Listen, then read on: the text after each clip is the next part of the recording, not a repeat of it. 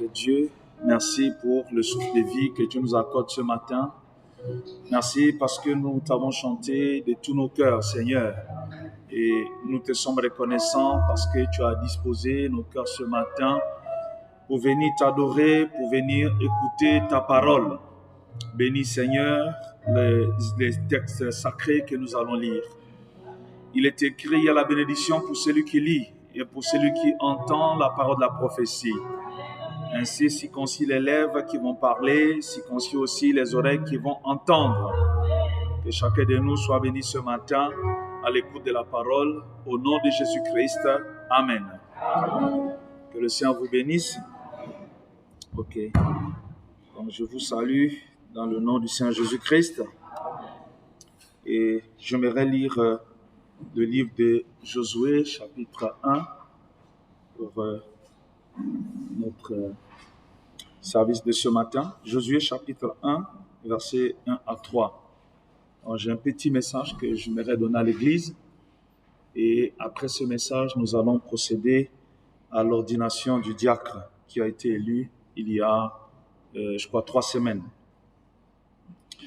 Je lis dans Josué, chapitre 1, verset 1 jusqu'au verset 3. La Bible dit, « Après la mort de Moïse, serviteur de l'Éternel, l'Éternel dit à Josué, fils de Nun, serviteur de Moïse, « Moïse, mon serviteur, est mort.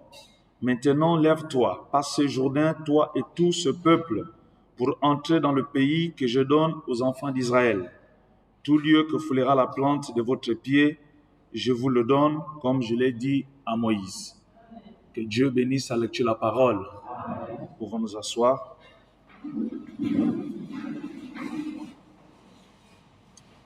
Alors, ma petite pensée ce matin, je l'ai intitulée « La succession par le service ». Ceci peut être une exhortation, un enseignement. Alors, chacun le prendra selon ses dispositions et selon le contexte qui se rattache. Et parce que la parole de Dieu est utile pour tout le monde. Et nous pouvons l'appliquer dans tous les sens, dans tous les domaines. Que Dieu vous bénisse. Alors, nous parlons sur la succession par le service. J'ai pris un peu la définition du mot succession. J'aime bien, depuis un temps, prendre la définition de mots et pour mieux comprendre un peu le sens. On dit que un successeur, c'est une personne qui succède à une autre dans un état, une fonction, une profession ou dans ses droits ou obligations. Que Dieu bénisse. Je crois que par cette définition, on peut bien comprendre quand on parle de succession ou de successeur. Le successeur, c'est quelqu'un donc qui succède à un autre dans un état, c'est-à-dire quelqu'un qui occupe des fonctions. Ça peut être un roi, ça peut être un président, ça peut être un empereur, peu importe.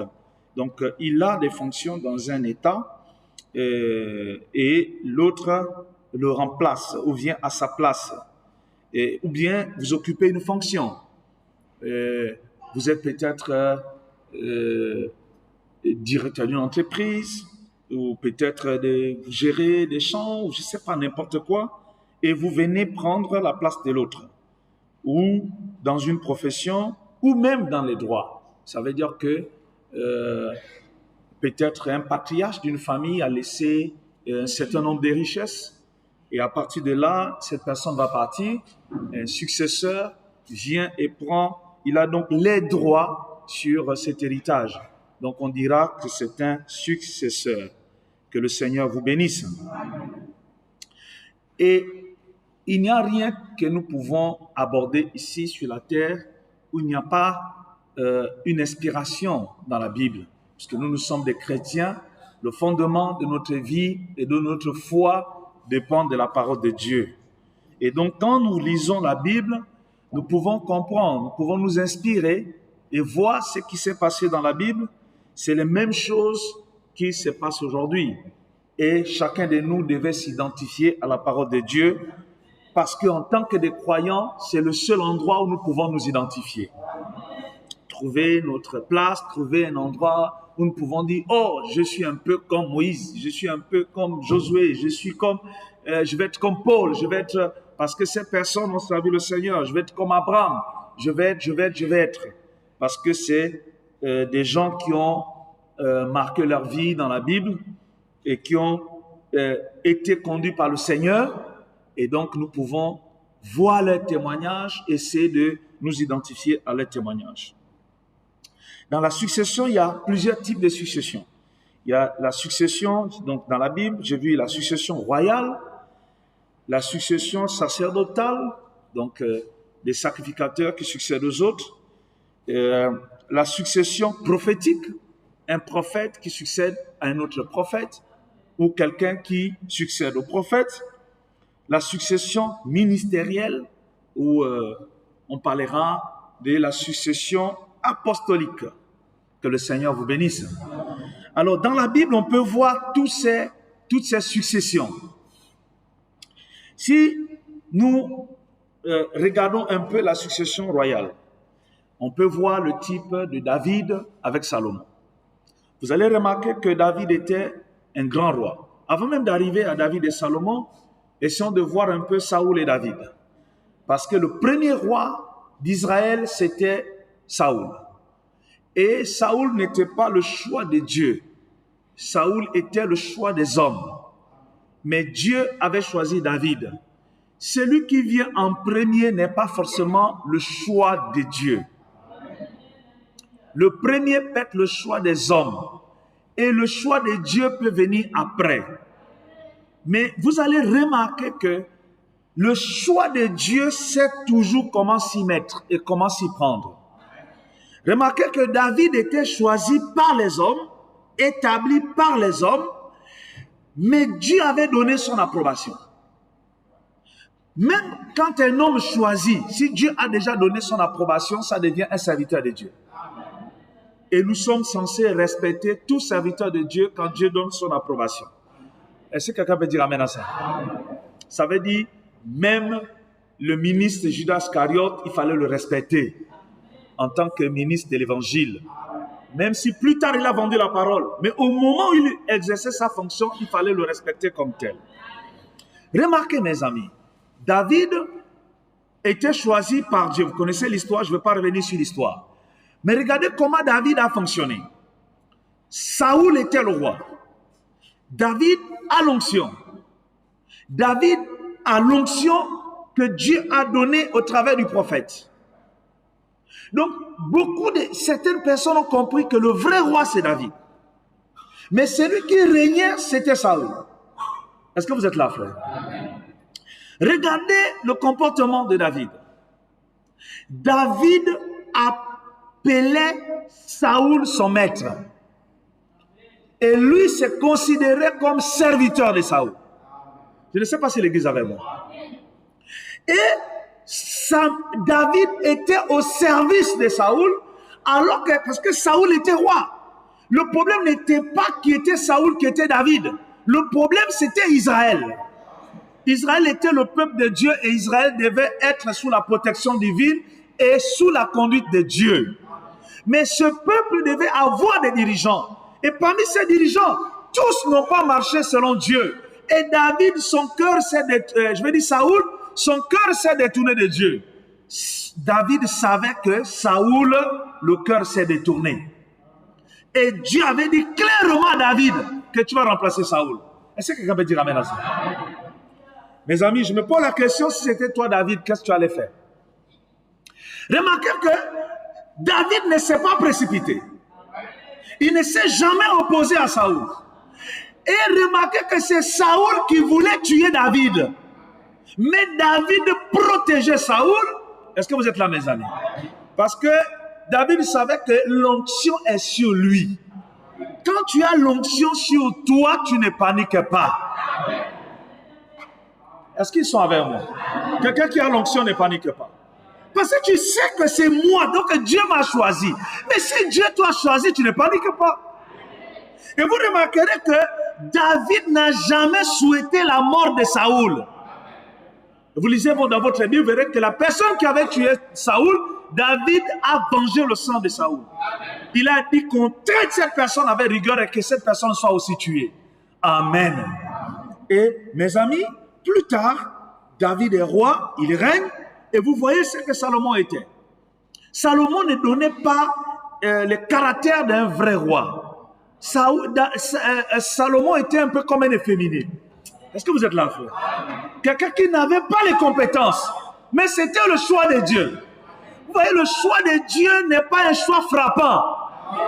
Des fois, c'est un choix négligé. Mais Dieu porte ses regards sur quelqu'un que vous pouvez négliger. Mais David, qui avait la révélation, savait que le successeur, c'est Saül. Ça veut dire que c'est Salomon. Est-ce que vous êtes là, mes amis? Que Salomon devait être le successeur. Mais remarquez le caractère de Salomon. Salomon n'a jamais souhaité la mort de David. C'est-à-dire qu'un vrai successeur n'est jamais prêt. Est-ce qu'ils sont ici? Est-ce que vous me suivez, frère? Un vrai successeur n'est jamais prêt.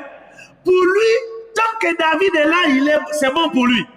Donc David était tellement vieux. Salomon priait pour que David vive encore. Voilà le caractère d'un vrai successeur. Donc il n'était pas prêt. Il dit, mais comment mon père, il n'a qu'à vivre, mon Dieu? Il doit rester là. Est-ce que vous êtes là, frère? C'est quand maintenant le roi meurt. C'est là où il s'est dit, maintenant je peux régner. Est-ce que vous êtes là, frère?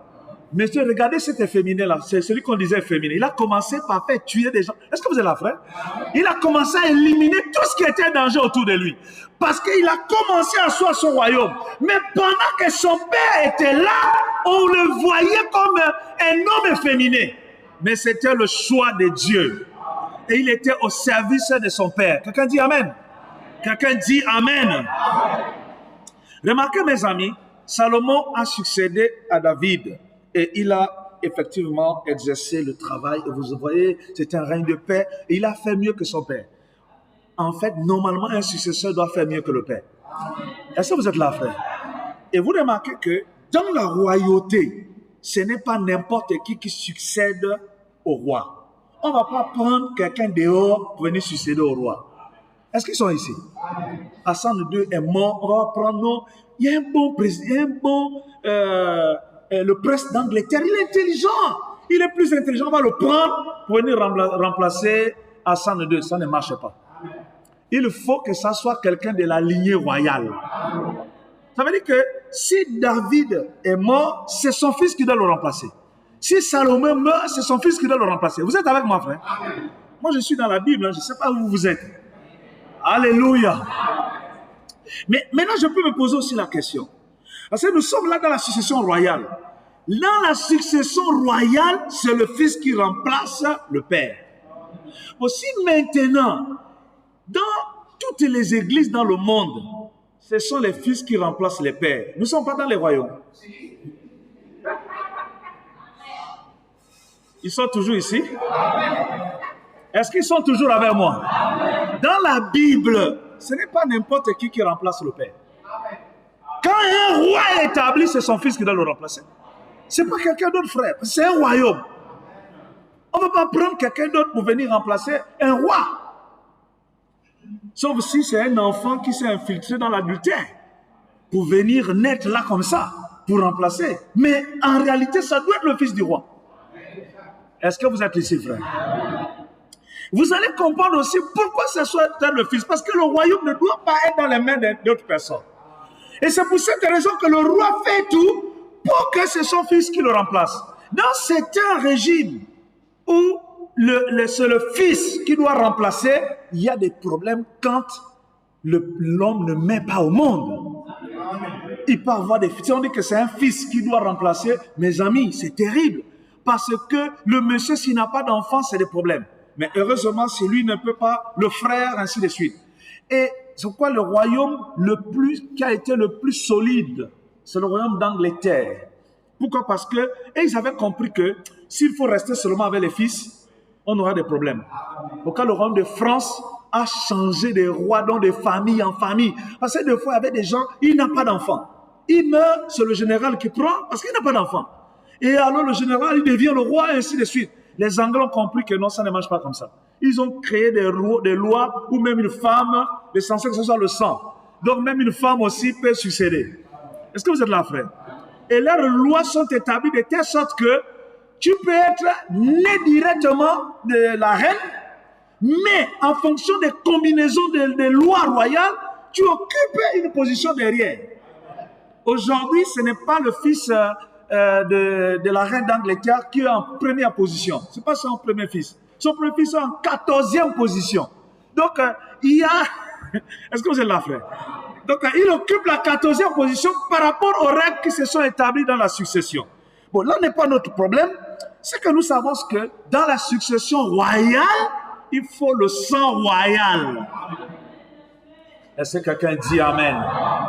Alors, si nous sommes dans le domaine spirituel, ça doit aussi être vrai. Et une succession royale doit être le sang royal. Quelqu'un dit Amen. Il existe aussi la succession sacerdotale. Nous voyons que chez Aaron, quand Dieu avait appelé Moïse, il a dit à Moïse, prends Aaron et que ses enfants soient consacrés.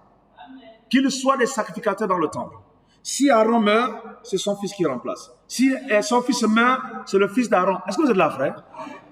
Les sacrificateurs dans la Bible devaient être du sang d'Aaron. C'est-à-dire que Moïse était prophète, Aaron était sacrificateur. Souverain sacrificateur. Quand vous lisez dans la Bible, souverain sacrificateur, ce n'était pas un enfant d'une autre tribu. C'était un fils d'Aaron. Et pour être lévitique, c'est-à-dire que pour travailler dans le temple, il fallait de la tribu de Lévi.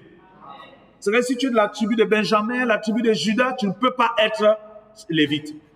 Maintenant, pour être sacrificateur, parce qu'il y a les lévites et les sacrificateurs.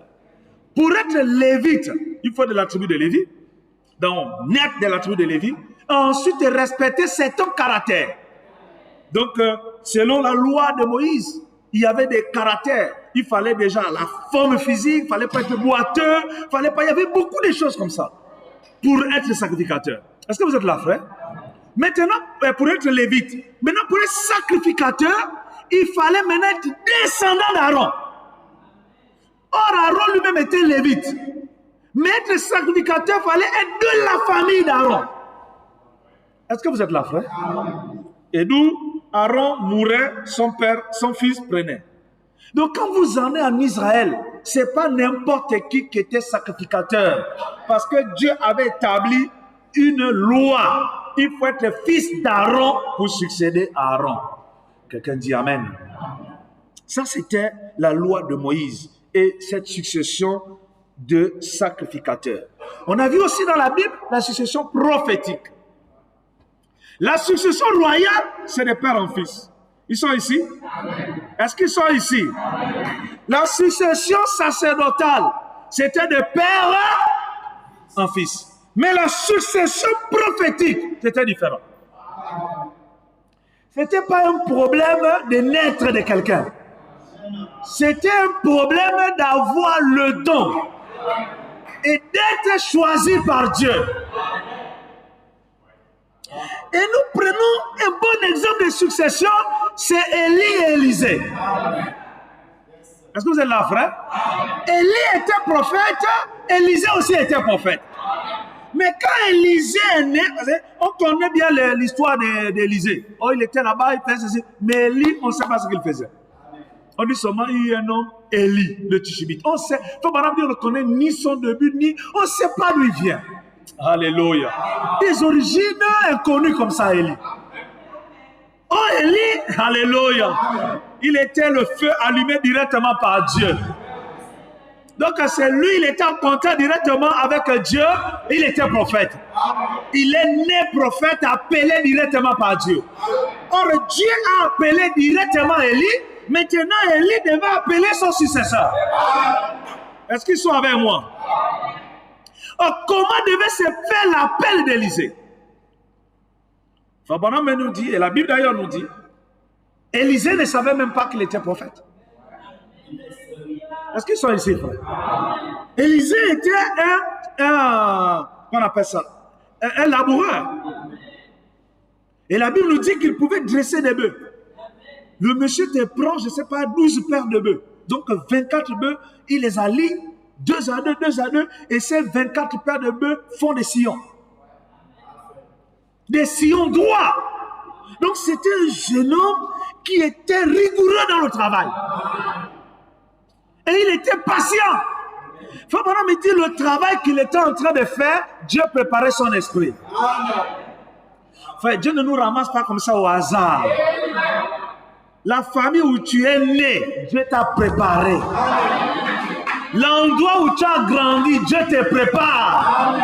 Les endroits où tu passes, Dieu te prépare. Chaque chrétien, Dieu nous prépare. Et Élisée était préparé pour un travail. Le monsieur s'est dit, oh Seigneur, quel travail difficile. Le monsieur était là en train de dresser ses bœufs. Mais Dieu préparait Élisée pour un travail. Papa me dit qu'il devait faire des sillons droits parce que Dieu l'avait travaillé pour succéder à Élie. Or, Élie, c'est d'abord un homme colérique. Est-ce que vous êtes là, frère? Donc, c'est pas, frère, pour suivre Élie, c'est pas n'importe qui. Un monsieur nerveux, mais loin de Dieu. Donc, d'un moment à l'autre, tu vas recevoir des paroles d'Élie. Frère, il faut être bien dressé pour continuer à le suivre. Est-ce que vous êtes là, frère? Frère, son appel était même bizarre. Il n'est pas venu dire, bon, Élie, je vois que tu es un garçon bien, je pense que tu vas venir à mon service. Rien. Il vient seulement, il prend son manteau, il frappe, il passe son chemin.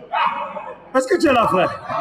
Tu dois toi-même avoir la révélation pour comprendre que je te demande de me suivre. Il n'est pas venu là pour négocier avec Élisée. Élisée, tu vois, je trouve que tu es un vaillant garçon. Je vois que tu peux me succéder. Il n'a pas fait ça. Il a pris le manteau, il a frappé. Et il continue. Élisée regarde et dit non, ce geste-là est un peu bizarre. Je crois que ce monsieur veut que je puisse le suivre. Il est allé dire au revoir à la famille. Il a dit, bon, moi, avec vous, c'est terminé. Je deviens serviteur d'Élie. Oh, quelqu'un peut dire amen. Il est venu quoi? Le successeur d'Élie est le serviteur d'Élie. Élie était serviteur de Dieu. Élisée était serviteur d'Élie. Et le fait d'être serviteur d'Élie, ça lui conférait la confiance d'Élie. Que les gens n'ont pas compris pourquoi. Pourquoi il n'y a pas de pasteurs associés dans les églises? Vous savez que le frère Andrew lui traite de tous les sujets. Que le Seigneur vous bénisse. Il n'a pas de problème. Je n'ai pas de sujet tabou de la parole. Pourquoi il n'y a pas de pasteurs associés dans nos églises? J'ai dit, frère, non, ou Branham Tabernacle. Même en ce moment, Branham Tabernacle a un pasteur associé. Mais frère Joseph Branham a un pasteur associé. Il n'y a que les églises chez nous ici qui n'ont pas. La plupart des églises ont des pasteurs associés. Maintenant, pourquoi il n'y a pas de pasteurs associés? J'avais fait cette réflexion. Les gens m'ont posé cette question longtemps. Et j'ai commencé à faire une réflexion personnelle. Et quand quelqu'un est pasteur associé, généralement, c'est son fils. Si son fils est appelé au ministère, c'est plus facile qu'il le prenne comme associé. Si ce n'est pas le fils, c'est le gendre. Donc, le frère qui a épousé sa fille, s'il a aussi le ministère, c'est facile de succéder. Et je me suis dit, mais pourquoi c'est comme ça? Frère Branham dit, les gens les plus soupçonneux, ce sont les pasteurs. Et Frère Branham dit, ne les condamnez pas, c'est normal qu'ils soient comme ça. Il dit, parce que ce sont des bergers du troupeau. Donc, ils veillent sur le troupeau. Donc, c'est des gens qui sont toujours dans la suite. Oh non, c'est pas... Pourquoi il fait ça? Pourquoi? Normalement, Frère Branham dit, c'est normal. Un berger est comme ça. Tu ne peux pas veiller sur le troupeau et être là, confiance absolue, non, tout va aller. Il dit, non, un berger est comme quelqu'un qui est soupçonneux. Vous me suivez, mes amis? Et maintenant, le problème, c'est que, surtout chez nous en Afrique, et particulièrement donc chez nous en Afrique, l'homme africain a un problème. C'est qu'il ne sait pas être serviteur.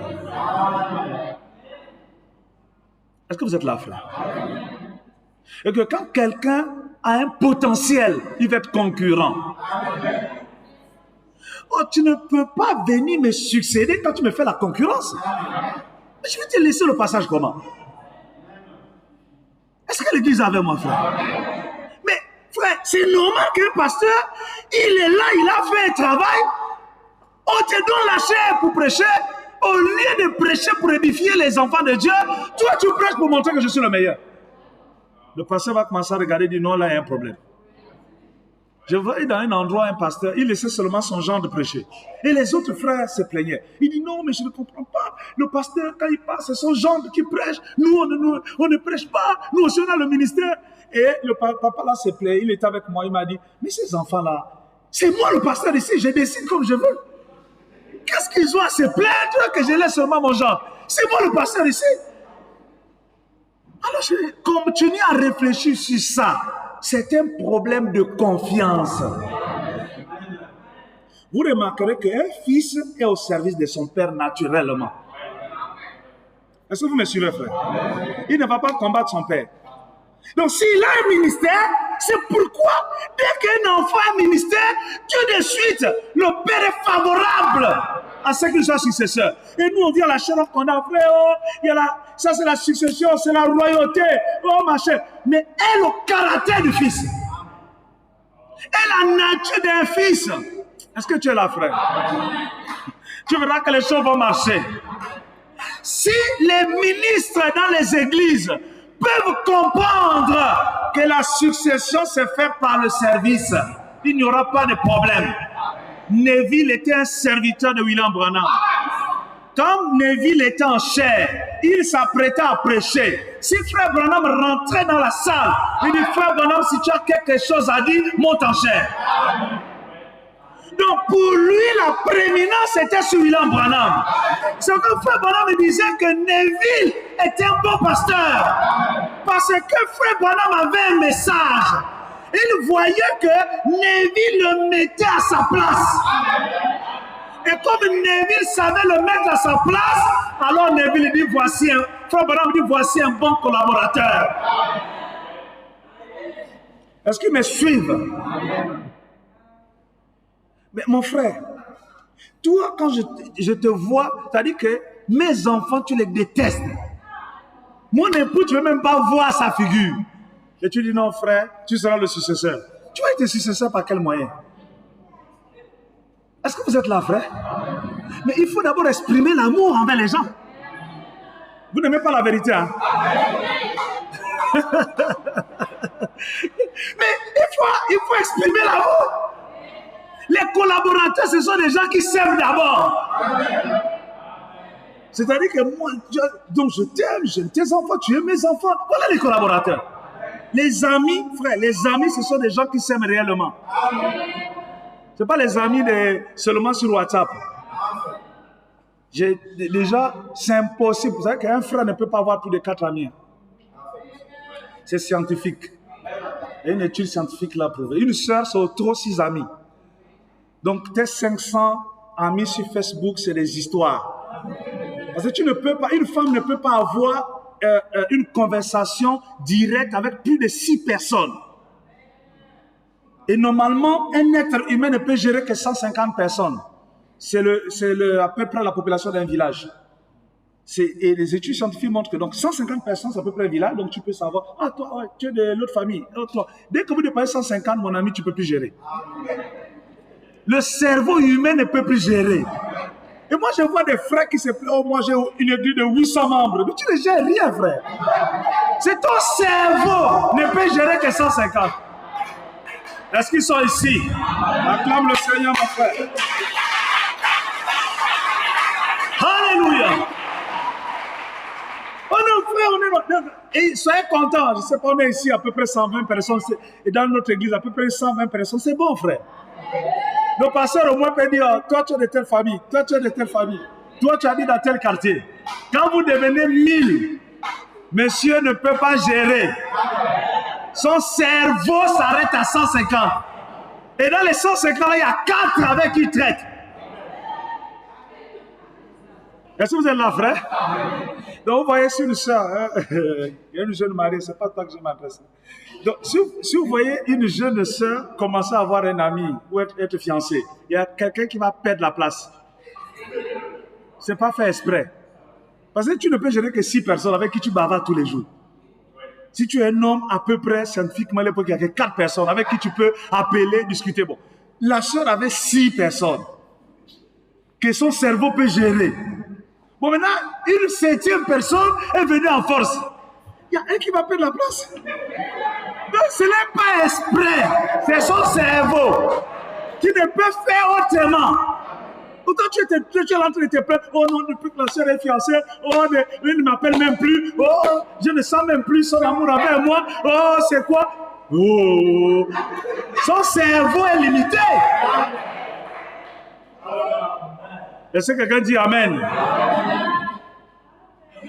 Non, mais depuis que ma fille s'est mariée, elle a maintenant les enfants, elle est maintenant avec son mari, et elle ne nous appelle même plus. Mais les enfants occupent le cerveau, tout ça là, le mari, qu'elle va t'appeler comment? Parce que son être ne peut gérer que 4 personnes en permanence. 4 personnes avec qui elle peut avoir des longues conversations par jour. 4. Au-delà de ça, son cerveau ne peut plus. Oh, mes amis, nous devons comprendre ces choses. Et quand nous les comprenons, alors on peut mieux comprendre les gens. On peut être dans le même village, mais on n'a pas forcément une relation particulière. Mais ça ne veut pas dire que c'est humain. Il dit, mais comment quand vous voyez frère Branham, oh j'étais avec frère Wood, oh j'étais... Les mêmes gens. Mais il était le prophète de tout le monde. Mais il n'allait pas à la chasse avec toute l'église. Déjà, on va aller chasser le gibier à toute l'église, comment déjà? Il ne pouvait pas amener toute l'église faire la chasse. Il y avait 3-4 frères avec qui il partait à la chasse. Donc, c'était des gens avec qui son cerveau pouvait communiquer. Oui, monsieur. Mais il aimait tout le monde. Il aimait son église. Et il prêchait la parole avec amour. Il dit, non, tu es déjà fâché là. Non, le pasteur, il n'est pas proche de moi. Je vais être proche de toi comment, frère? Je ne peux pas être proche de 150 personnes. Je ne peux pas avoir une relation particulière avec 200 personnes. Un être humain ne peut pas le faire.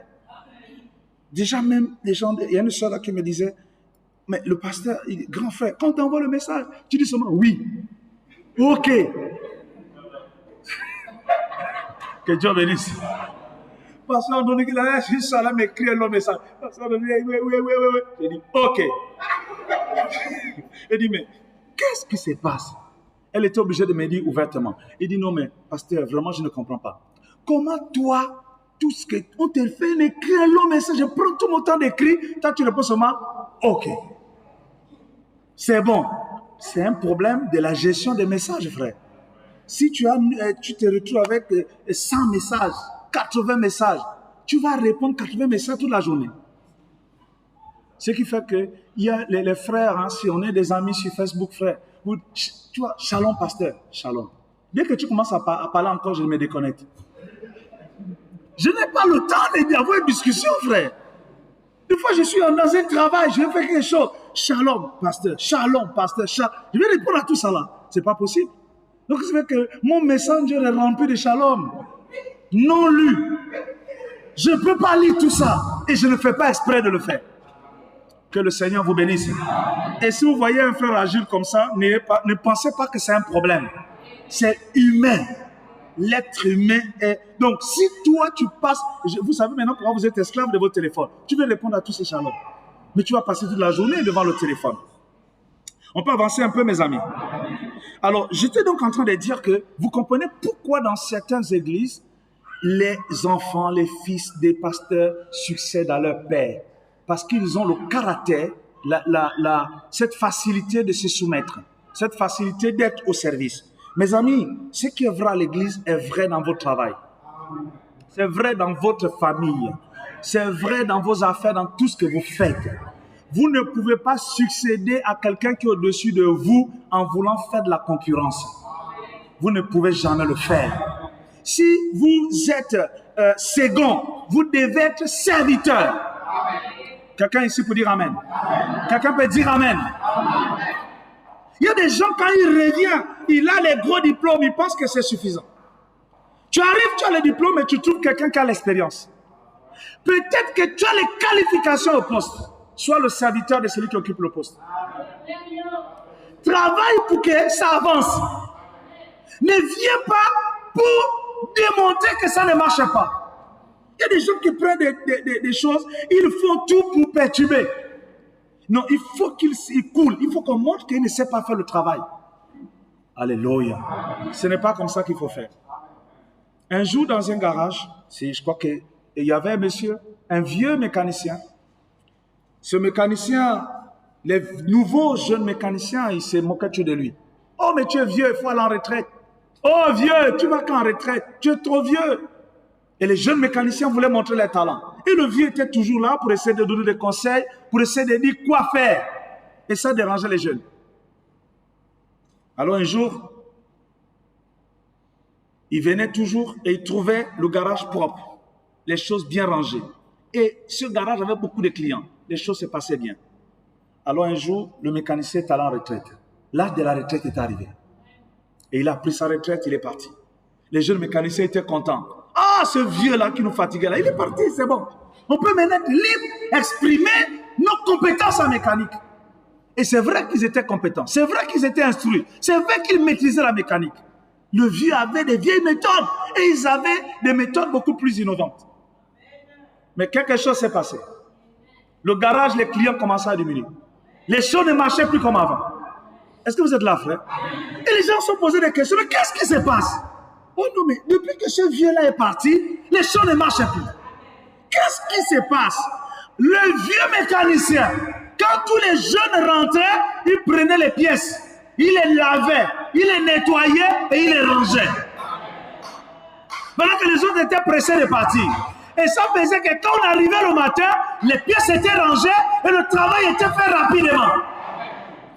Oh, les jeunes mécaniciens, ils laissaient les pièces, les clés et tout avec la graisse.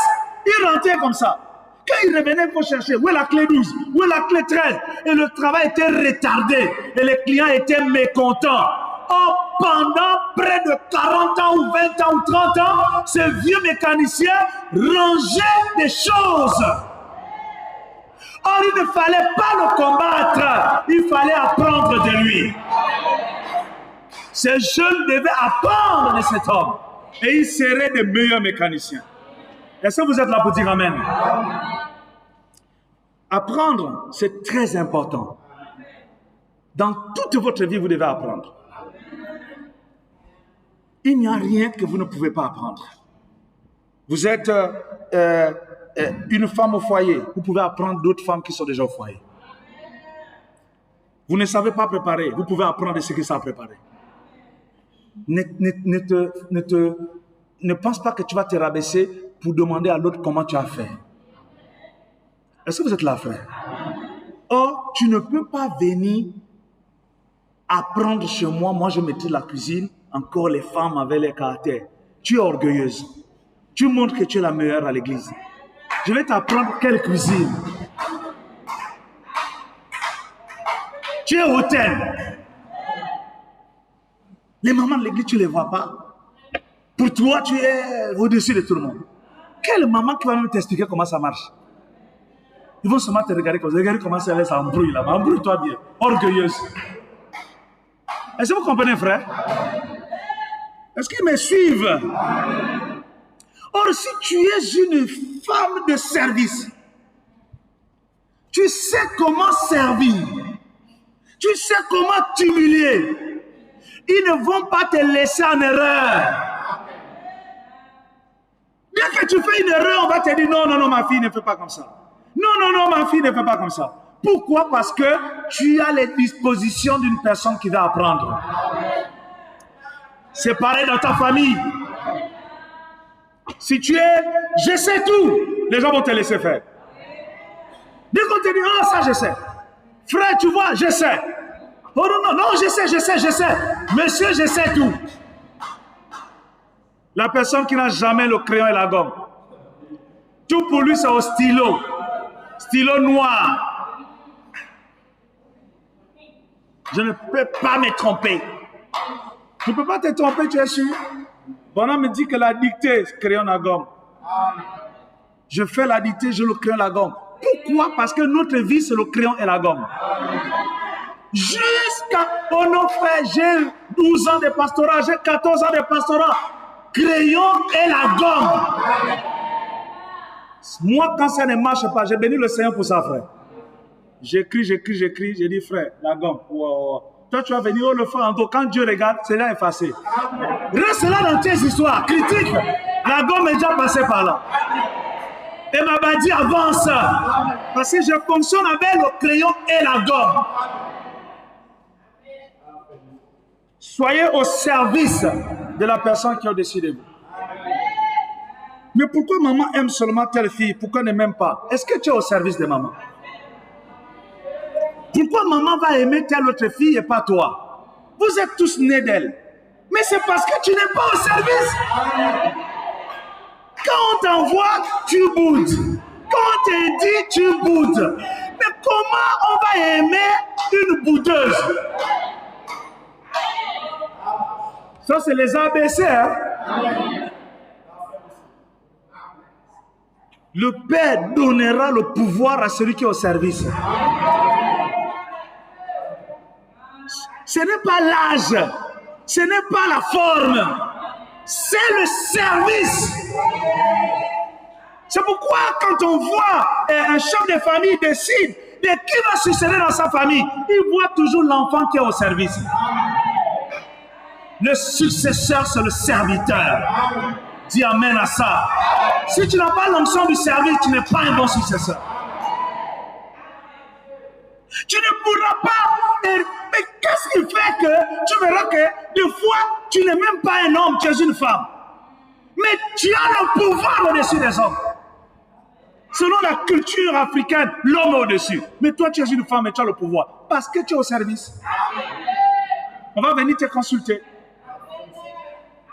On consulte la personne. Mais l'autre là, mais il est plus jeune que moi. Mais pourquoi c'est lui? Mais c'est un serviteur. Mes amis, quand tu vas servir, c'est que tu as le pouvoir. Être au service des gens. On va te confier des choses quand tu sers. Oh non, tous ces anciens pasteurs-là, ils ont failli. Nous, la génération des jeunes, c'est faux, tu n'es pas successeur. Un successeur veut que les yeux soient là. Oh, les anciens là sont bons. Ils ont des choses. Oh, permettez-moi de témoigner d'un ancien ici. J'étais récemment à Mwanda, j'étais chez le pasteur Élisée. Et un jour, j'étais avec le pasteur Alain, on était chez lui, et on discutait avec le pasteur Élisée. Il racontait, il parlait des choses. Quand on est rentré, on a dit, mais ce papa-là, il est terrible. Il a dit que tu ne peux pas rester avec lui sans retourner avec des notes. Tu passes un temps avec un pasteur, tu es là, vous avez 30 minutes, c'est 30 minutes de critique. Donc, vous arrivez, vous asseyez, il n'y a même pas, prions d'abord. Tu vois tel truc, non mais c'est pas normal. Depuis qu'on a commencé, tu rentres là attristé. Tu vas chez un autre, c'est la parole. Frère Branham me dit, tu dis, oh Seigneur, donc prochainement c'est chez toi que je viendrai toujours. Parce que depuis qu'on est venu, c'est parole sur parole. Donc, quand on sort de la maison d'un chrétien, on doit sortir avec la parole.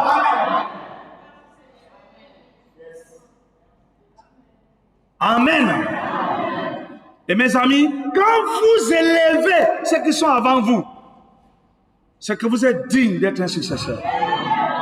On ne peut pas combattre les anciens. Parce que la Bible dit, Dieu m'a oint. La Bible ne dit pas, Dieu m'a oint au-dessus de mes anciens. La Bible dit, Dieu m'a oint au-dessus de mes égaux. Donc si Dieu veut m'élever, il ne peut pas m'élever au-dessus des anciens. Dieu va t'élever au-dessus des gens de ta génération. Parce que tu auras un caractère beaucoup plus serviteur que les autres. Si Satan n'est pas d'accord, c'est son affaire. Je proclame la parole avec l'énergie de la délivrance. Si quelqu'un n'a pas l'onction de serviteur, il ne peut pas succéder. Est-ce que vous êtes là, frère? C'est pourquoi Pierre a succédé à Jésus. Parce que c'était un serviteur. Pierre ne voulait pas que Jésus meure. On dit Amen. Et quand le monsieur sort son épée, il coupe l'oreille. Il dit, pas mon maître. C'est le Seigneur qui lui dit, laisse à Pierre. Mon royaume n'est pas d'ici-bas. Celui qui tue par l'épée mourra par l'épée. Et d'abord, Pierre, tu vas même régner. Il dit, moi, je ne peux pas te régner. Est-ce que le monsieur était sincère? Je ne peux pas te régner. Mais frère, il a régné. Mais dès qu'il a fini de régner, il allait pleurer. Parce que, alléluia, donc les disciples ont pleuré. Mais comment le maître est parti? On va faire comment sans lui? C'est-à-dire que le monsieur n'était pas digne. Le successeur ne se sent pas digne. Il n'est pas prêt. Mais il est le choix de Dieu. Il a dit, ne vous en faites pas, allez seulement dans la chambre haute. Restez là-bas dans la chambre haute. Oh, qui peut dire amen? Ici, ce ne sera plus une succession royale.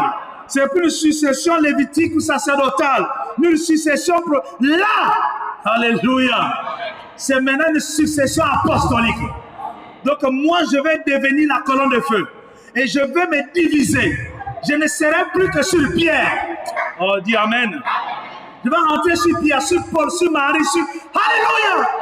Et quand le Saint-Esprit est venu, le Saint-Esprit s'est divisé. Est entré en eux. Mon ami, malgré que tous avaient le Saint-Esprit, il y avait quand même un pasteur. Et il s'appelait Pierre. Et c'est lui qui avait droit à la parole en public. Oh, dis amen fort. Et quand tout le monde s'est rassemblé, a commencé à parler, vous êtes ivres, vous avez bu le vin, vous avez fait ceci. Pierre s'est levé, il a pris la parole. Il a donné le plus court message avec beaucoup plus de convertis. Il a prêché pendant 15 minutes. Et 3000 âmes ont donné leur vie au Seigneur. C'est la première fois que le Saint-Esprit descend sur les gens. Et Jésus a dit, celui qui croit en moi fera les œuvres que j'ai faites. Et il en fera des plus grands. Frère Branham me dit que Jésus n'avait pas donné le Saint-Esprit à quelqu'un. Oh, dis amen à ça. Il a prêché, mais personne n'avait le Saint-Esprit. Mais les successeurs de Jésus, l'apôtre Pierre, il avait le Saint-Esprit et il a donné aux gens. Est-ce qu'ils sont ici? Il avait l'onction de la succession parce qu'il était serviteur. Il pouvait tellement s'humilier que Dieu entrait en lui. Donc, celui qui sait s'humilier, Dieu saura l'utiliser. C'est-à-dire que tu peux avoir le don, mais sois le serviteur. Et quand tu es le serviteur, Dieu te détecte. Pourquoi David était un bon serviteur? Pourquoi Élisée était un bon serviteur? Et la Bible nous parle de Josué. Alléluia. On peut le lire, mes amis, ça c'est très intéressant. Nous l'avons lu tout à l'heure. Nous sommes juste en train de terminer maintenant. La Bible dit, Josué chapitre 1. Après la mort de Moïse, serviteur de l'Éternel. Est-ce qu'ils sont ici? Après la mort de Moïse, serviteur de qui? L'Éternel dit à Josué, fils de Nun, serviteur de l'Éternel. Oh, est-ce qu'ils sont là? Mais que Josué ne peut pas venir. Moi, je suis Josué, serviteur de l'Éternel. Non, non, non, ça ne marche pas comme ça. Josué est serviteur de Moïse. C'est pourquoi un ministre Éphésiens 4 qui se présente, il dit que moi je remplace, oh frère Branham, son temps est passé, c'est les carottes pourries, son message. Mon ami, tu n'es pas successeur. Parce que le successeur est le serviteur du prophète. C'est ce que la Bible dit, après la mort de Moïse, serviteur de l'Éternel, l'Éternel dit à Josué, fils de Nun, serviteur de Moïse. Donc le successeur de Moïse était le serviteur de Moïse. Une véritable succession se fait par le service. Et j'ai noté quelques versets ici dans le livre de Nombres. Nombre chapitre, déjà Exode chapitre 33, verset 11. La Bible dit, l'Éternel parla à Moïse face à face, comme un homme parle à son ami. Puis Moïse retourna au camp, mais son jeune serviteur, Josué, fils de Nun, ne sortait pas du milieu de la tente. Et c'est pour cette raison même que quand Moïse priait, alléluia, il élevait les mains, il y avait la victoire. Mes amis, quand Moïse levait les mains avec la victoire, quand il baissait les mains, il y avait la défaite. Josué et Caleb ont compris que notre victoire dépend de la main de Moïse. Ils ne sont pas venus dire, frère, Caleb, lève ta main. Moïse est fatigué, mets-toi à côté. Je vais commencer à lever les mains. Ce n'est pas ce qu'il a fait. Il a pris la main de Moïse fatigué. Il était là en train de soutenir cette main faible. Et comme Josué soutenait la main faible de Moïse, la victoire était dans le camp. Voilà comment, alléluia, cet homme s'est préparé à succéder à Moïse. En soutenant les mains de Moïse. En soutenant les efforts de Moïse. Alléluia. Il n'avait aucune prétention d'avoir une place spéciale devant le peuple. Pour lui, c'était Moïse. Quand Moïse dit ça, on fait ce que Moïse a dit. Ce que Moïse a dit, c'est ce qu'on doit faire. Nombre chapitre 11, verset 28. Et Josué, fils de Nun, serviteur de Moïse, depuis sa jeunesse, prit la parole et dit, Moïse, mon Seigneur, empêche-les. La Bible nous dit qu'il était serviteur de Moïse depuis sa jeunesse. Donc, il a été au service de Moïse. Dans le ministère expliqué 49, Bonhomme dit, si nous avions maintenant du temps pour établir ceci et prendre chaque point, mais je vais simplement me dépêcher. Ainsi, lorsque Salomon vint, et lequel était le successeur de David, Dieu oignit Salomon et lui donna un don. Le prophète Élisée, paragraphe 17. Bon, Élie c'était un homme rude, était courageux. Il a été placé ici pour servir d'exemple. Dieu l'a placé ici pour montrer ce jugement divin à travers cet homme. Et Élisée, notre éditeur, son successeur était un jeune homme. Il n'était pas trop vieux. Probablement qu'il était dans la quarantaine ou quelque chose comme cela quand Dieu l'a appelé. Et il a reçu une double portion de l'Esprit de Dieu qui était sur Élie. Est-ce que vous êtes là, frère? Une robe d'occasion, paragraphe 31. Eh bien, Dieu voyant, ayant vu d'avance que les jours d'Élie étaient comptés et qu'il avait une certaine durée de vie sur cette terre, comme chacun en a une, il cherchait à trouver un successeur à Élie. Et lorsque Dieu trouva cet homme, qu'il a trouvé? Lorsque Dieu trouva cet homme, il l'appela. Mon ami, quand Dieu trouve, Dieu appelle. Remarquez qu'il y avait Judas. Judas était parti. Dieu avait besoin d'un successeur, d'un remplaçant pour Judas. Le peuple a fait le vote de Matthias, mais Dieu a appelé Saul. Est-ce que vous êtes là, frère? Parce qu'il avait choisi. Quand il choisit, il appelle. Comment il appelle? C'est une soif dans ton cœur pour être à son service. C'est pour cette raison que quelqu'un qui veut servir Dieu va toujours chercher à faire quelque chose. Si quelqu'un me dit que j'ai le ministère, mais je reste là assis, je ne fais rien, ton ministère là n'existe pas. Un ministère doit bouillonner pour faire quelque chose. Dis, monsieur, si tu ne peux pas prêcher, tu vas chanter, tu vas jouer, en fait, tu feras quelque chose pour Dieu. Et tu ne peux pas rester comme ça, parce que ce n'est pas toi, c'est le don de Dieu en toi. Et même si le pasteur est tellement gourmand de sa chair, le monde entier est une chair. Un pasteur ne peut pas bloquer un don, car le don est divin. Et quand Dieu appelle, il va tout dire. Moi, je me moque des gens qui disent non, nous on a le ministère, le pasteur nous bloque. Hey, un pasteur peut bloquer Dieu. Il faut vraiment dire que le don c'est Dieu. Un pasteur ne peut pas bloquer le don de Dieu. Si Dieu t'a appelé, il mettra toutes les circonstances pour voir ce don-là au travail. Mais une seule façon de faire, c'est d'être au service. Mes amis, ce n'est pas une position facile. Être au service. Il y a des frères, ils n'aiment pas être au service. Donc tu es là, tu es un frère, tu es membre de l'église. Il y a un pasteur qui dit des choses. Des fois, ce qu'il dit, tu n'es pas d'accord, mais tu es au service. Être un croyant, c'est aussi une capacité. Il y a des gens qui n'ont pas cette capacité-là, d'être un croyant dans l'église. C'est pourquoi d'autres prennent des raccourcis, ils veulent être seuls. Non, frère, bon, moi, c'est l'église, tel que ça fonctionne, je vais rester à la maison, je vais écouter mes bancs, je vais faire ceci, je vais rester autonome. Et cette façon d'être autonome, c'est un manque de compétences. Parce que quand tu es intelligent, tu as les citations, tu as tout. Tu connais des choses que le pasteur ne connaît pas. Mais tu acceptes d'être là assis et que lui puisse t'enseigner. Et que tu puisses apprendre, c'est une compétence. Et beaucoup de gens n'ont pas cette compétence. C'est-à-dire qu'être là assis ne veut pas dire que le monsieur qui est ici est super homme. Non, messieurs. C'est seulement la loi de Dieu qui fait que un brebis ne peut pas se conduire seule. Frère Bonhomme me dit, si vous laissez le brebis seul, elle va se perdre. Parce que Dieu ne l'a pas créée pour se conduire seule. Elle a besoin d'un berger. Et comme elle a besoin d'un berger, Dieu donnera une compétence au berger pour conduire cette brebis. Alléluia.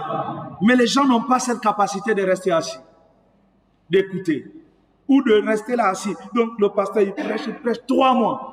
3 mois, 4 mois, 6 mois, il prêche. Après, il te donne un mercredi. Il dit, bon, frère Andonikus, tu vas prêcher. Tu viens là un mercredi, tu prêches. Et puis tu vas t'asseoir. Tu attends encore 3 mois. Les gens ne peuvent pas attendre comme ça. Mon ami, c'est une compétence. C'est-à-dire que tu as des situations. Et il y a des frères qui vont venir au cadre. Frère, tu as la chose, bien aimé, tu as la chose. Frère, c'est des gens loin du diable. Ce n'est pas les hommes qui doivent t'inciter. Ce sont le peuple là qui disait, oh, Jésus, Jésus, il a multiplié le Père. Vive Hosanna! Hosanna, le peuple! Il ne faut pas faire confiance au peuple. C'est les mêmes qui te disent Hosanna. Demain, tu vas entendre, crucifiez-le. Crucifiez-le. Parce que le problème de l'église, ce n'est pas un problème naturel. Ici, c'est un problème des esprits, des démons et tout ça là. Ce matin, je ne sais pas combien de sorciers sont venus à l'église. Tu vois, frère? Donc, c'est un problème, ce n'est pas seulement, ce n'est pas charnel. Il a dit, oh, mais pasteur, comment tu peux dire les sorciers viennent à l'église? Satan lui-même va devant Dieu, papa, un sorcier, frère. Il arrive dans la réunion de Dieu, il dit non, je viens de me promener, il bavarde, parce qu'un sorcier ne peut pas venir. Il y en a qui viennent et ils s'assoient à l'église. Il dit, je vais un peu essayer l'homme là. Pendant que tu es assis là, essaye. Que Dieu vous bénisse. Oh, nous aimons Jésus. Parce que c'est une grâce, frère, on est protégé. J'aimerais vous dire ceci. S'il y a un sorcier qui m'écoute, même par les Facebook là, si tu es un sorcier, ne va pas essayer un pasteur. Même si le pasteur là, c'est un adultère, un hypocrite, ne va pas. C'est-à-dire la fonction qu'il occupe, Dieu le protège. Donc Dieu protège ses serviteurs. Il n'a pas dit qu'il protège ses serviteurs qui vivent la parole. Oh, les serviteurs qui prient beaucoup. Dieu protège ses serviteurs. Oui, monsieur. Et d'ailleurs, le don, ce n'est même pas l'histoire de beaucoup prier là. Oh frère, il faut te concentrer, frère. Aller tourner la manivelle toute la nuit. Tu viens là fatigué avec les citations et autres. Eh bien aimé, eh bien, tu es fatigué de les recherches. Le don, ce n'est pas ça. Le don, ça coule seul. Est-ce qu'ils sont ici pour dire amen? Oh frère, tu as prêché de frère, toute la nuit pour chercher les citations. Il y a un frère qui me dit, oh mais pasteur Andro, tu n'es pas consacré. Tu veux que je me consacre comment? Je vais sur la montagne. Frère, c'est dangereux là-bas sur la montagne. Je n'y vais pas. Et Dieu bénisse. Tu veux m'envoyer sur la montagne? J'ai un bureau climatisé. Et tu veux que j'aille sur la montagne? Oh frère, il y a des gens qui sont préparés pour aller sur la montagne. Est-ce que Neville allait sur la montagne? Ça, c'est le travail de William Branham. Mais c'est un prophète qui va sur la montagne. Oh, que Dieu soit loué. Je ne suis pas un imitateur. Je connais mon travail. Je sais, mais mon travail est facile. C'est Frère Branham qui a souffert. Aller chercher les révélations avec les serpents et tout ça là. Mais tout est déjà donné. Est-ce que vous êtes là, frère? Vous pensez que le pasteur Lipoko pour composer un chant, il jeûne et il prie. Il est là, frère, je ne vais pas manger pendant des mois. Oh, que l'inspiration vienne. Non. Ou le frère Sylvain va rester là, je vais d'abord jeûner, prier. Oh, Seigneur, je n'ai plus d'inspiration, je ne mange plus. Posez-le la question. Non, messieurs. Des fois, il est là seulement en train de rigoler avec les frères et la chose tombe. Oh, le monsieur qui a chanté Rocher d'âge, tendu pour moi. Il s'est promené là à la rue. Il s'est promené, dit, oh vraiment, l'inspiration. Je ne sais même pas que je vais chanter là. Un oiseau est venu, waouh, dans la poche. Oh, un petit oiseau. Il est venu, oh, pour le ciel s'est ouvert. Rocher d'Afrique, Dieu pour moi, laisse-moi me cacher en toi. Mon ami, l'inspiration est tombée seule. L'inspiration, ce n'est pas quelque chose de jeûne et de prière. Je crois dans le fait de jeûner. Moi, je jeûne et je prie. Mais ce n'est pas le jeûne et la prière qui donnent l'inspiration. Ce sont des outils pour rentrer dans l'esprit, pour être mieux outillé, pour être connecté à Dieu. Si tu n'as pas le don, tu vas jeûner et prier, ça ne marchera pas. Le don, on ne force pas. On a un frère qui a chanté le matin, il a forcé. Les mêmes chansons que moi je chante ici. C'est parti doucement, frère. Quand quelqu'un sait, Dieu l'a placé des choses, ça va se faire. Tu as jeûné, frère. Tu as jeûné toute la semaine. Moi, je vais jeûner toute la semaine pour chanter le dimanche. Je dis, Seigneur, donne-moi l'onction, donne-moi ceci. Oh Seigneur, je jeûne. Vous allez venir, rocher d'Afrique. Ça ne marchera pas. Parce qu'il n'y a pas le don. Or, si le don de chanter est là, si tu jeûnes, ça va seulement se multiplier. Donc le jeûne et la prière viennent multiplier la chose. Quand Dieu appelle quelqu'un pour prêcher, l'église doit le savoir. Quand il monte en chef, c'est un jeune dit, bon, ce n'est pas vraiment ça. Mais tu vois qu'il est différent des autres. Quand les autres prêchent, mais lui, il est un peu particulier. Moi, je ne viens pas vous dire qu'il y a le ministère. C'est l'église qui identifie le ministère. Vous-même vous identifiez. Quand il prêche, tu sens qu'il y a quelque chose ici. Ce n'est pas la chose de l'homme. C'est Dieu qui place ça. Il y a des frères à qui j'ai eu le courage de dire, frère, ce n'est pas dans mes habitudes de décourager les gens.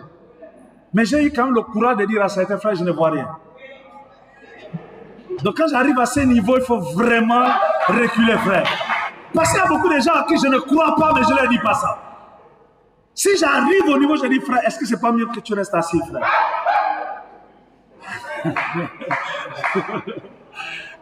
Que Dieu bénisse. Donc quand j'arrive à ce niveau, ça veut dire que c'est compliqué. Amen. Parce qu'un pasteur, c'est quand même un guide.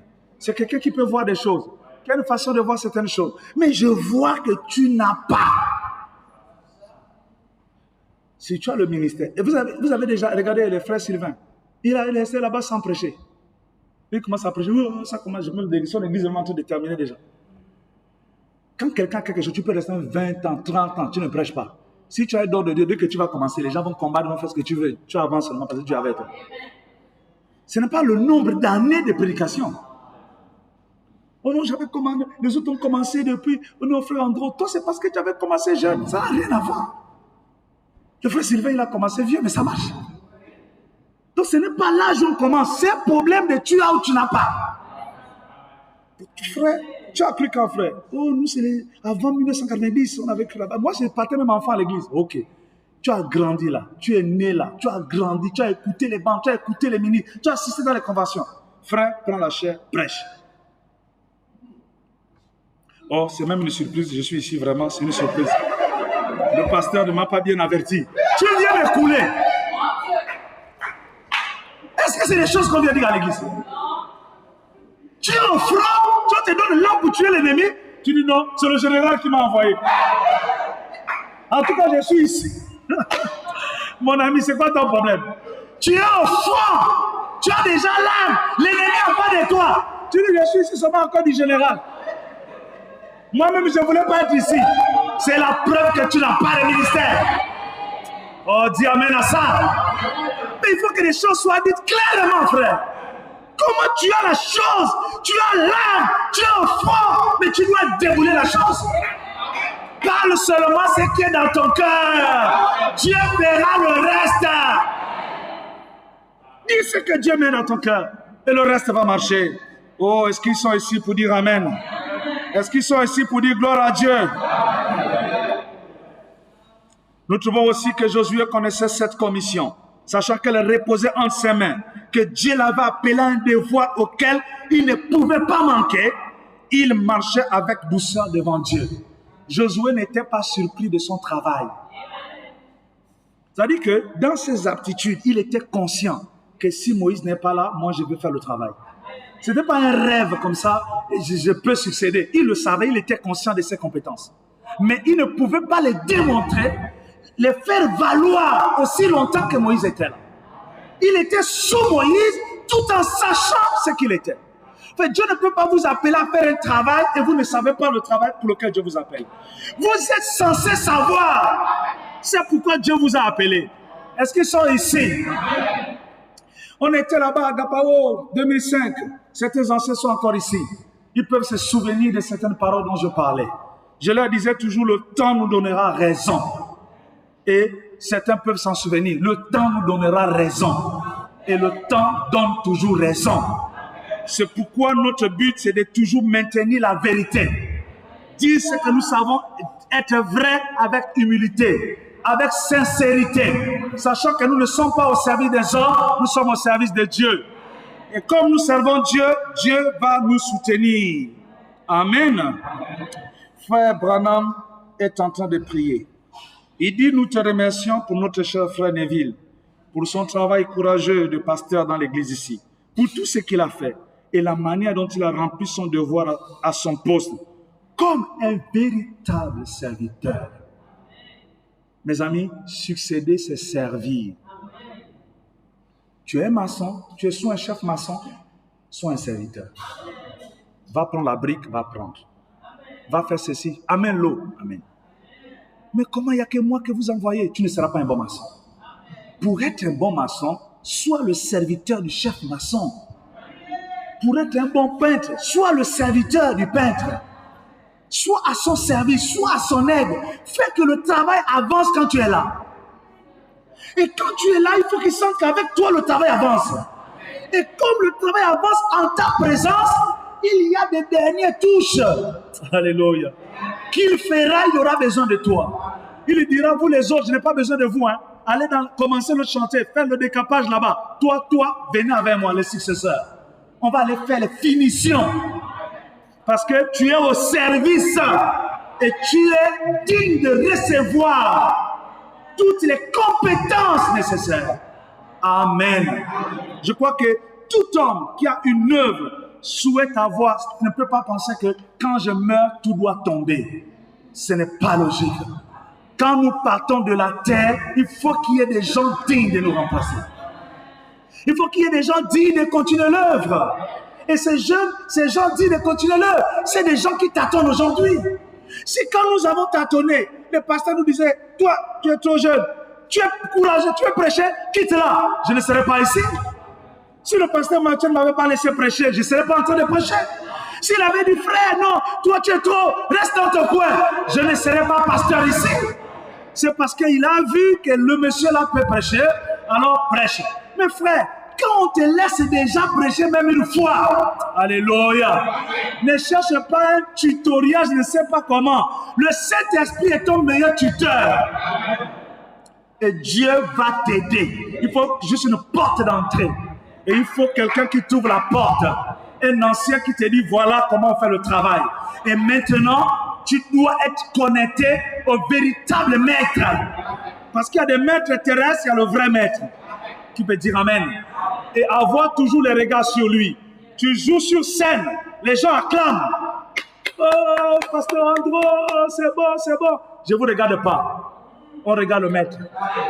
Que dit le maître là-bas? Le maître là, il te regarde. Tu dis, tu continues seulement. Mais frère, tu chantes bien. Mais on t'acclame, tu ne veux même pas le sourire, tu n'es même pas content. Il dit, le problème, ce n'est pas vous. Je ne chante pas ici pour vous. Moi, j'ai un maître rigoureux. Si lui, il est content, je serai content. Amen. So, Bana me dit, si l'église est satisfaite, le pasteur est satisfait, Dieu aussi est satisfait. Donc, l'église doit être satisfaite, le pasteur est satisfait. Alors, Dieu au ciel est satisfait. C'est pas que le pasteur est satisfait, l'église n'est pas satisfaite. Ou l'église est satisfaite, le pasteur n'est pas satisfait. La satisfaction doit être réciproque. L'église est satisfaite, le pasteur est satisfait. Dieu au ciel est comment? Donc, nous allons rendre Dieu content. Quand vous êtes content, je suis content. Si moi je suis satisfait, que vous êtes satisfait, le ciel est satisfait. Donc, la satisfaction du ciel dépend de notre satisfaction réciproque. Donc nous devons collaborer, Église, pour notre satisfaction réciproque. Faites tout pour que le pasteur ne soit pas attristé. Et le pasteur fait tout pour que l'Église ne soit pas attristée. Et que tout le monde travaille ensemble pour que Dieu au ciel soit content. Que le Seigneur vous bénisse. Merci.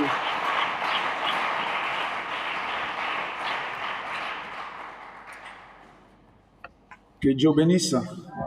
Nous allons remercier le Seigneur pour la parole. Hier, aujourd'hui, à jamais. Hier, aujourd'hui, à jamais. Hier, aujourd'hui, à jamais. Jésus ne change. Alléluia.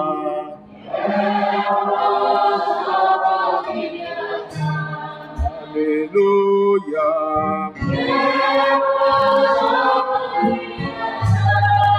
Alléluia.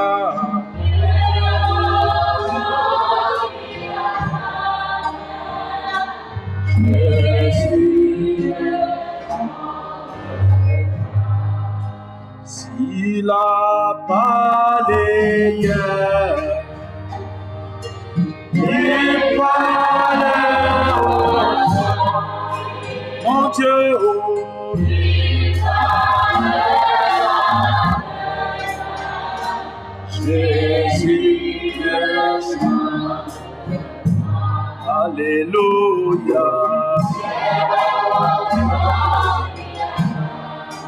Alléluia. Alléluia.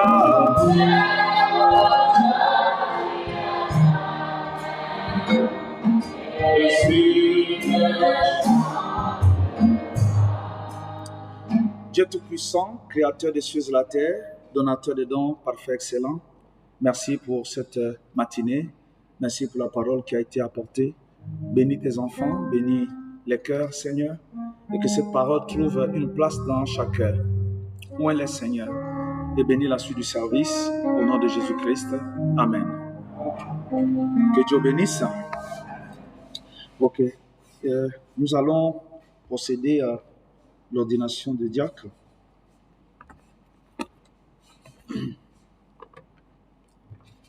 Et je crois que je ne vais pas le faire en direct. Désolé pour ceux qui nous suivent.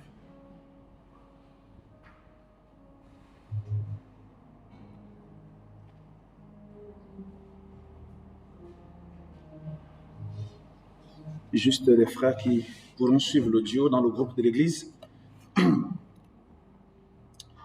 Donc, je vais commencer par lire dans le livre de Timothée, 1 Timothée chapitre 3, à partir du verset 8.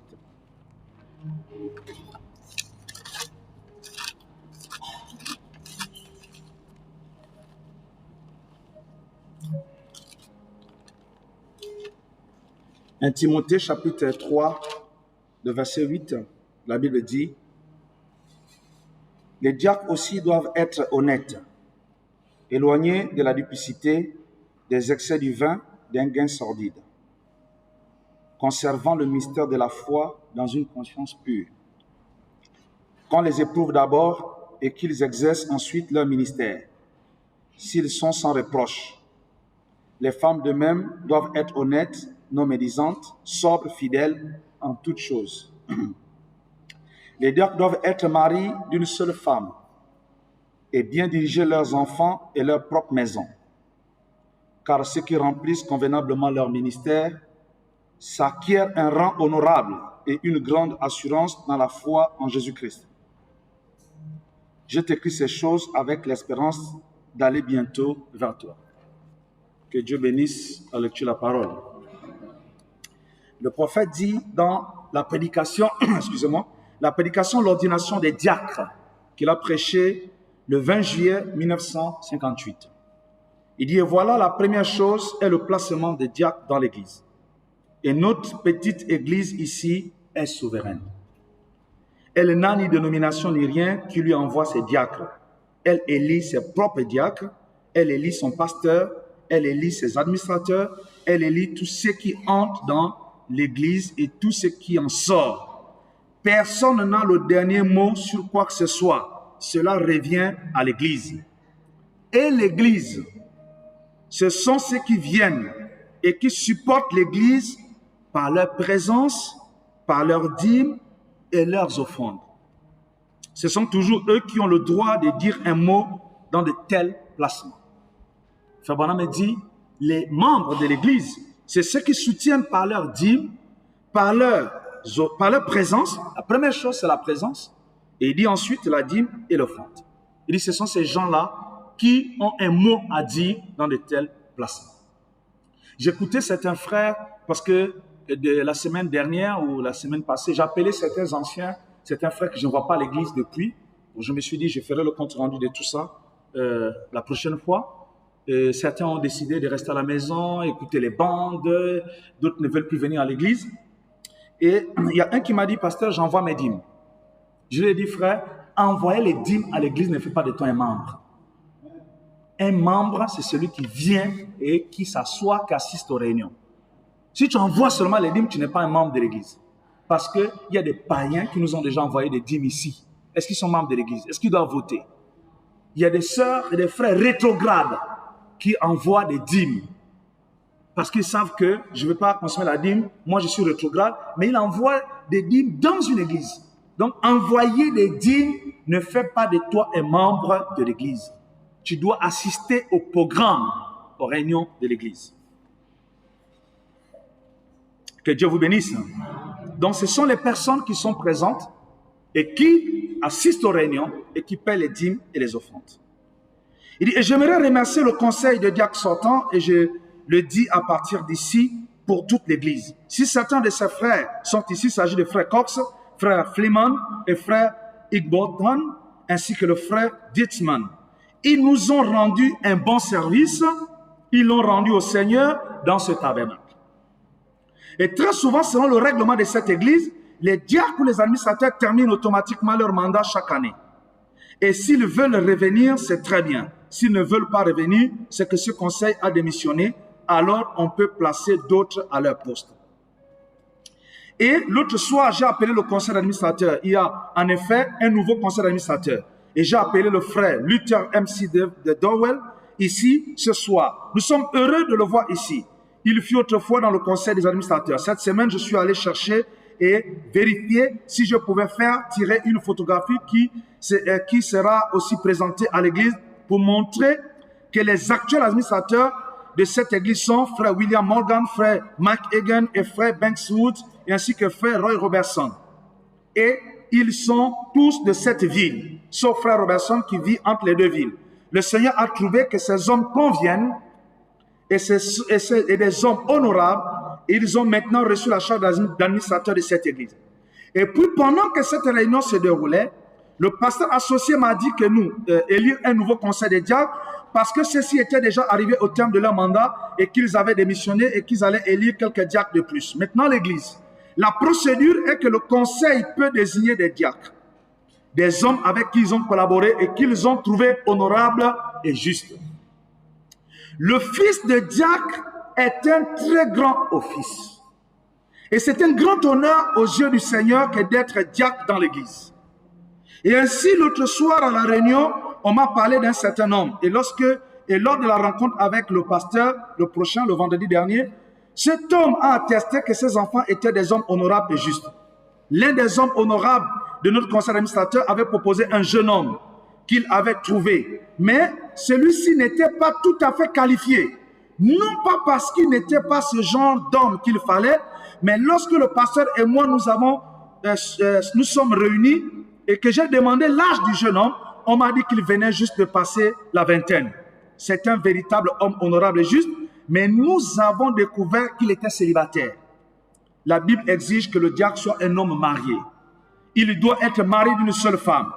Et puis un frère a proposé un autre qui était un homme très honorable, très qualifié pour le travail et qui serait un homme loyal. Mais après avoir examiné le cas, on a découvert que le frère venait juste d'entrer dans cette foi et que sa femme n'y croyait pas. Finalement, cela a disqualifié cet homme pour cet office parce qu'il doit tenir toute sa famille dans la soumission. Ils doivent aussi être dans la foi, sinon cela pourrait devenir un conflit. Et nous sommes en train de grandir maintenant. Et nous désirons mettre cette église en ordre. Et en tant que surveillant général de l'église, je dois veiller à ce que l'église soit gardée conformément aux Écritures, le tout reposant correctement sur la parole. Et ainsi, le conseil, le pasteur, le surveillant ont donc approuvé le fait de sélectionner dans le groupe de ces gens-ci des hommes que nous pensons être des hommes honorables et justes. Nous ne pouvons que les présenter. Et ce n'est qu'alors qu'ils seront élus par l'Église pour son propre vote. Et puis ces hommes entreront en service s'ils sentent qu'ils peuvent accepter cet office. Ils vont alors venir pour un peu de temps afin de voir s'ils sentent que Dieu a peut-être appelé. Et si plus tard, s'ils sentent qu'ils sont disqualifiés, alors ils auront le droit, dans les quelques semaines qui suivent, de démissionner à cet office afin que quelqu'un d'autre soit désigné à leur place. Que Dieu vous bénisse. Alors, je ne vais pas faire beaucoup de commentaires, je pense que c'est assez clair. Le prophète a donné les qualifications et les recommandations d'un diacre. Il nous montre clairement qu'un diacre, c'est un homme honorable, et la Bible dit d'ailleurs, c'est quelqu'un qui est marié et qui garde sa maison dans la soumission. Et au temps de Frère Branham, on a trouvé des gens qui avaient cette capacité. Ils étaient présentés à l'église et l'église votait ces gens et on leur donnait la main d'association.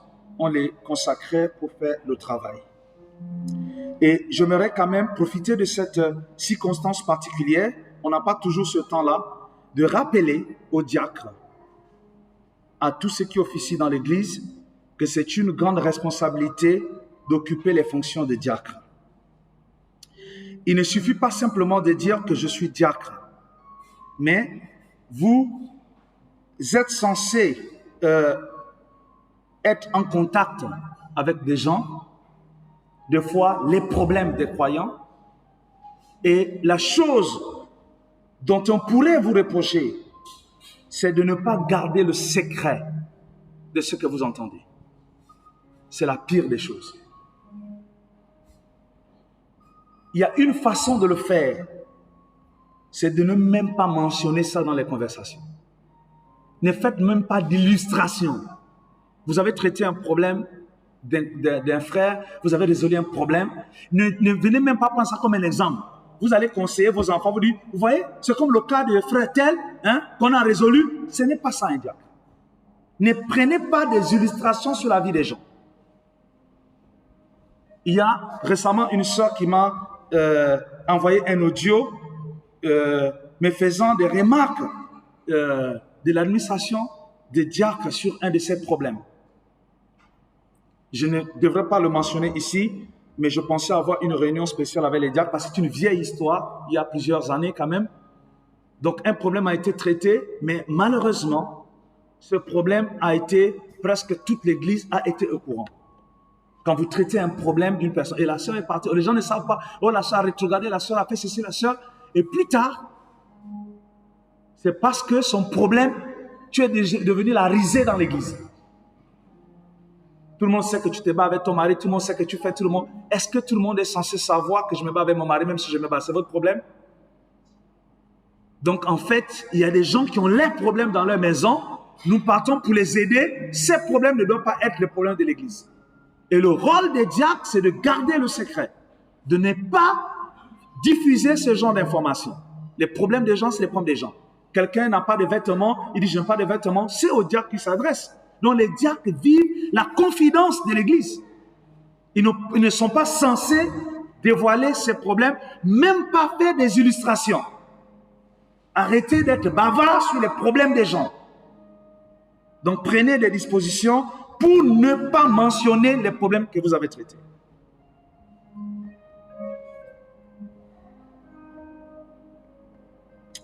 Il me paraît nécessaire, dans ces placements, de rappeler notre règlement intérieur sur les questions des diacres.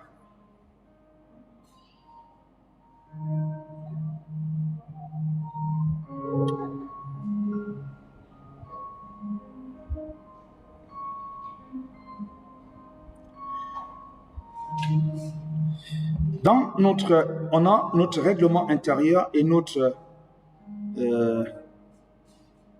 nos statuts qui ont été présentés au ministère de l'Intérieur, qui avaient été validés par l'Église et présentés au ministère de l'Intérieur. Et nous sommes censés, nous avons fait le copier-coller du règlement intérieur du Branham Tabernacle.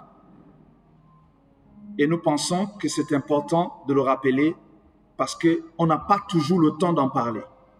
Il y a souvent de nouvelles personnes qui viennent à l'église. Chaque membre de l'église peut demander le règlement intérieur.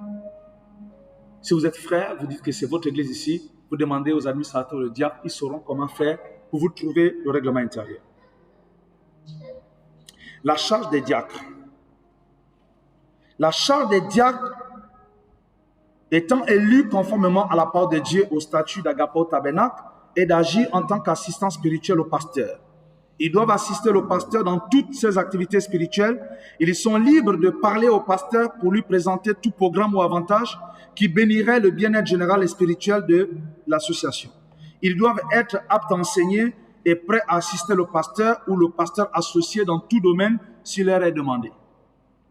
Ils doivent aider à servir la communion. Ils feront office d'huissier dans toutes les réunions. Ils exerceront les fonctions de policiers et maintenant la conduite et l'ordre civil. Ils aident au prélèvement des offrandes locales. Ils prévaudront la marche spirituelle de l'association en travaillant avec le pasteur et les uns avec les autres sur les problèmes spirituels et les difficultés des membres actifs. Ils seront prêts n'importe quand à assister chaque membre dans le besoin, ayant un fardeau et ayant besoin d'une consultation spirituelle ou un bien-être général. Ils n'ont pas le droit d'agir dans un programme quelconque ou une proposition sans se mettre d'accord les uns les autres, les pasteurs ou les administrateurs, sur le programme qu'ils envisagent d'accomplir, engagent les fonds de l'association. Ils seront responsables devant Dieu de leur conduite et de la façon dont ils servent en accord avec la parole de Dieu. Ils ne tiendront aucune réunion entre eux sans que le pasteur ou le pasteur associé soit présent. Donc, voici la partie concernant les diacres. Et nous avons aussi montré qu'un diacre devait être élu par les membres. Donc, et nous savons qui sont les membres. C'est les gens qui sont présents, qui sont présents aux réunions, qui paient leurs dîmes et leurs offrandes, qui soutiennent l'Église par leur présence, leurs offrandes et surtout leurs prières. Dans le règlement intérieur, on dit que les diacres assistent le pasteur et le pasteur associé dans leur service et dans l'application de la direction spirituelle donnée à l'église locale. Les administrateurs sont en charge de la gestion du patrimoine de l'église.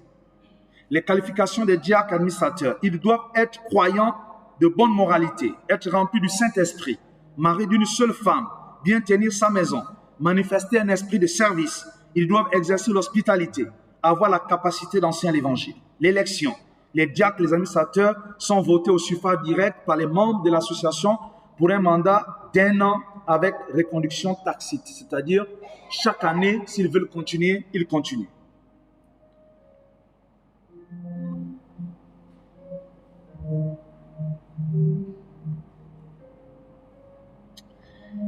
Que le Seigneur vous bénisse.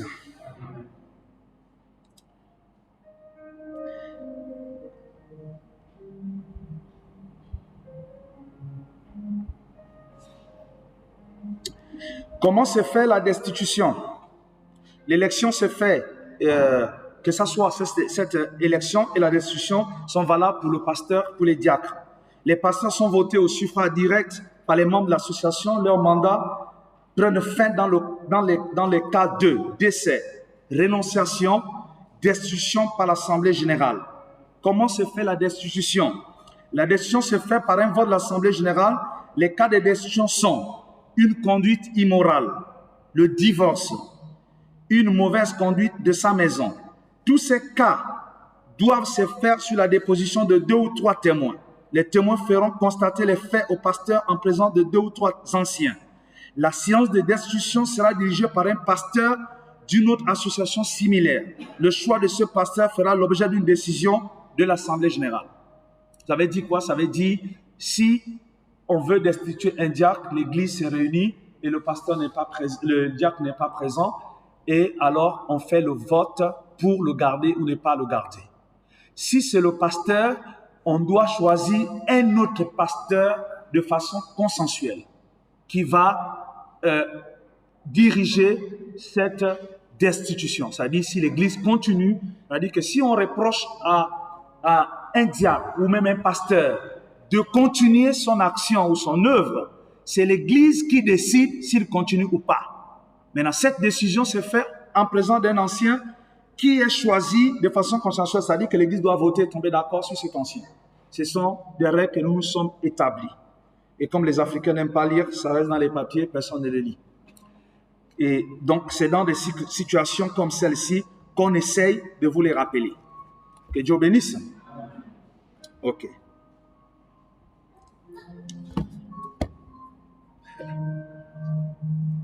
Je vais arrêter là.